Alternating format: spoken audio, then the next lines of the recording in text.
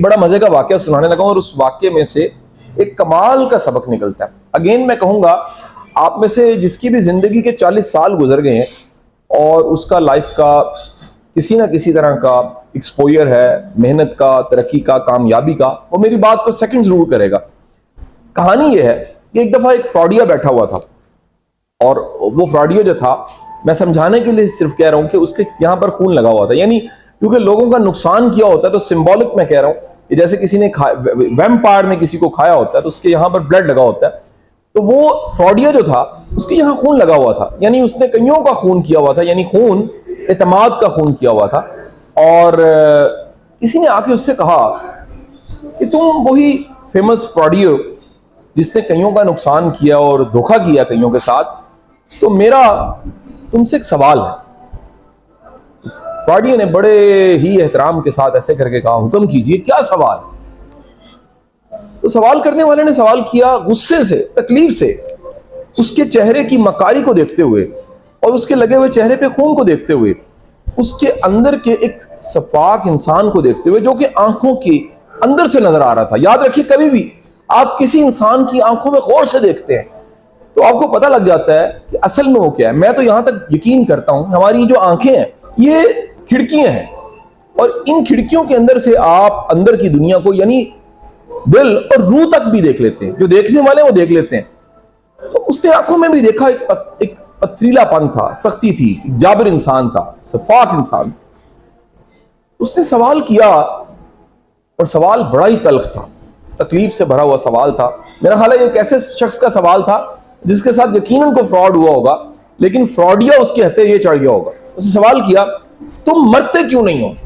तुम्हें मर जाना चाहिए। तुम लोगों के साथ फ्रॉड करते हो और कितनों के साथ फ्रॉड किया, तुम्हारे यहां ब्लड भी लगा है, यानी तुम इतने जालिम इंसान हो, लोगों के एतमाद उसकी धज्जियां उड़ा देते हो, लोगों का नुकसान करते हो। तो फ्रॉडिया ने मुस्करा के, उसके हाथ में एक सिगरेट था, उसने कश लगाया, धुआं निकला मुंह से, ऐसे रिंग्स बने और क्या क्या लगाते हुए एक बात कही। उसने कहा, जब तक दुनिया में लालची लोग जिंदा रहेंगे मैं फ्रॉड करता रहूंगा। अब ये बज़ाहिर एक छोटी सी कहानी और छोटा सा वाक्य है, लेकिन इसके अंदर बहुत बड़ा सबक है। और वो सबक ये है कि फ्रॉड उसके साथ होता है जिसमें लालच होता है।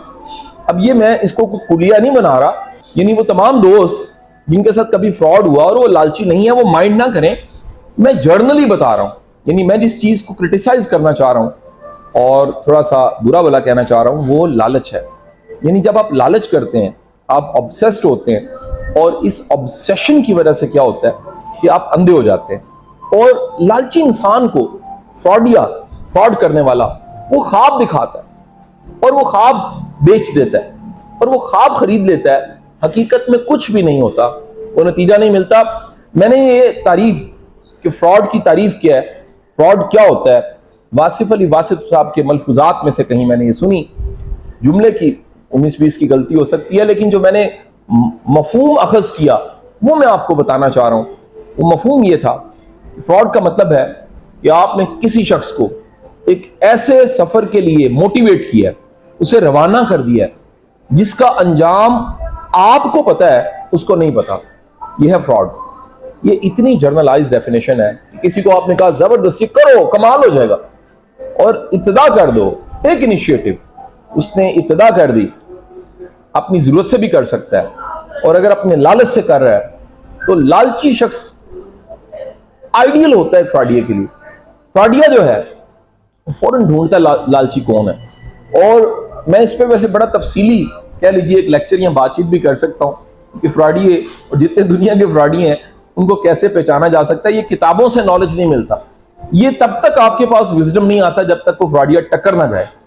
जैसे ही आपकी जेब कटती है ना, तो आपको उस दिन के बाद अपनी जेब में पड़े पर्स और पैसों को संभालना आ जाता है। जिस दिन आपको कोई फ्रॉडिया मिलता है, आप जानते हैं फ्रॉड हो जाता है, फर्ज कीजिए 10 लाख का नुकसान हो गया, करोड़ रुपए का नुकसान हो गया, लेकिन दोबारा आपकी जिंदगी में वो 10 लाख और करोड़ का नुकसान नहीं हो सकता, क्योंकि आपको पता लग जाता है फ्रॉड होता कैसे, आप अलर्ट हो जाते हैं।